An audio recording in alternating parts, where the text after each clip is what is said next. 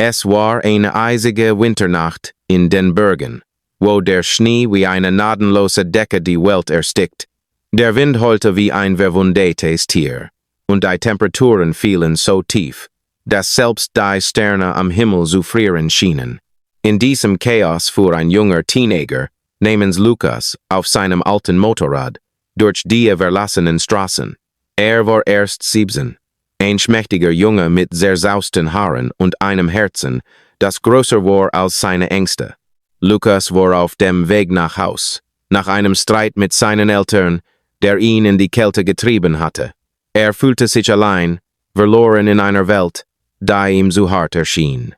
Plötzlich sah etwas einem Scheinwerferlicht, eine dunkle Gestalt, halb verschüttet im Schnee, gefesselt und regungslos. Sein Herz raste, als anhielt und abstieg.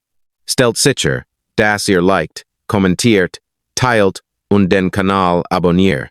Und sagt uns in den Kommentaren, von wo aus ihr zuschaut. Mit zittenden Händen grub Lukas durch den Schnee. Was fand, ließ sein Blut gefrieren. Eine Frau, vielleicht Ende 30, mit Tattoos auf den Armen, die das Symbol der Hells Angels trugen. Ihre Hände waren mit Seilen gebunden, ihr Gesicht blass und blau vor Kälte. Blut sickerte aus einer Wunde an ihrer Schläfe und sie atmete schwach. Hilfe, flüsterte sie kaum hörbar. Lukas' Gedanken überschlugen sich. Wo war sie? Warum war sie gefesselt? War das ein Verbrechen? Hat Angst, doch etwas in ihm, vielleicht die Erinnerung an seine eigene Mutter, die ihn immer gelehrt hatte, nie wegzuschauen, trieb ihn. Zog sein Messer aus der Tasche, schnitt die Fesseln durch und hob sie hoch. Sie war schwer, aber schaffte es, sie auf sein Motorrad zu hieven. Halten Sie durch, murmelte während Gas gab und durch den Sturm raste. Die Fahrt war ein Albtraum. Der Schnee peitschte gegen sein Gesicht und das Motorrad rutschte auf dem Eis. Lukas' Finger waren taub, sein Körper schmerzte vor Kälte. Aber dachte an nichts anderes als an diese fremde Frau. Wer würde so etwas tun? Hatte sie Feinde, die Hells Angels. Hatte von ihnen gehört. Harte Biker, die in Gangs lebten, mit Gesetzen, die Gesellschaft ablehnte. Aber sie war eine Mutter. Das sah in dem kleinen Anhänger ihren Hals, einem Foto von 2 Kindern. Tränen mischten sich mit dem Schnee auf seinem Gesicht. Fühlte eine tiefe Verbindung, als ob das Schicksal ihn auserwählt hatte. Endlich erreichten sie ein kleines Krankenhaus am Rande der Stadt. Lukas trug sie hinein, schrie nach Hilfe. Die Ärzte nahmen sie auf, und waren sie operiert wurde, saß da, zitternd, mit einer heißen Tasse Kaffee in der Hand, die kaum halten konnte. Am nächsten Morgen wachte Lukas auf einem Stuhl im Warteraum auf. Eine Schwester lächelte ihn an. Sie hat überlebt, dank ihnen. Sie ist stabil.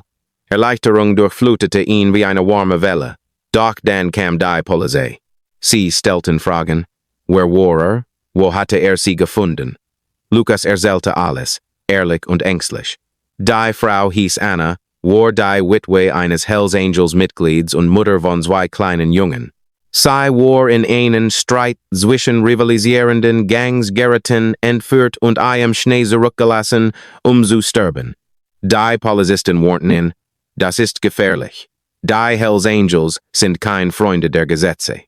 Lukas nickte, aber in seinem Inneren brodelte es. Hatte nicht nachgedacht, hatte einfach gehandelt, aus Menschlichkeit. Während Anna im Krankenhaus lag, breitete sich die Geschichte aus. Jemand hatte es online gestellt, vielleicht eine Krankenschwester oder ein Zuge. Teenager rettet Hells, Angels, Mutter im Schnee. Die Nachrichten explodierten. Lukas wurde über Nacht zum Helden, doch wollte das nicht. Fühlte sich klein, unsicher. Zu Hause umarmten ihn seine Eltern, Tränen in den Augen. Wir sind stolz auf dich, sagte sein Vater. Und Lukas weinte zum ersten Mal seit langem. Aber die wahre Überraschung kam, als Anna aufwachte. Sie bat darum, ihn zu sehen. Im Krankenzimmer saß sie aufrecht, ihre Augen voller Dankbarkeit. Du hast mein Leben gerettet, Junge. Meine Söhne, sie hätten ohne mich dagestanden. Sie erzählte ihm ihre Geschichte. Wie sie in thy Gang welt heinen geraten war durch ihren Mann, der vor Jahren gestorben war. Sie hatte versucht, auszusteigen für ihre Kinder, aber alte Feinde holten sie ein. Du bist mutiger als all die harten Kerle, die ich kenne, sagte sie mit zitternder Stimme. Lukas spürte eine Wärme in seiner Brust, die nie gekannt hatte. Doch dann kam der Twist. Am Tag ihrer Entlassung hörte Motorengeräusche. Draußen vor dem Krankenhaus parkten Hunderte von Motorrädern. Biker in Lederjacken, mit Tattoos und harten Gesichtern, stiegen ab. Lukas' Herz klopfte wild. Waren sie gekommen, Rache zu üben, hatten sie von ihm gehört. Anna trat hinaus, gestützt von ihm, und die Biker formierten sich. Ihr Anführer, ein bulliger Mann mit grauem Bart, trat vor. Wir haben von dir gehört, Kleiner. Du hast unsere Schwester gerettet. Unsere Mutter. Lukas starrte ihn an, unfähig zu sprechen.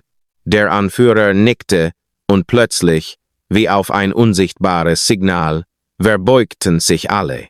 837 Biker, in Reihen stehend, neigten ihre Köpfe vor diesem schmächtigen Teenager.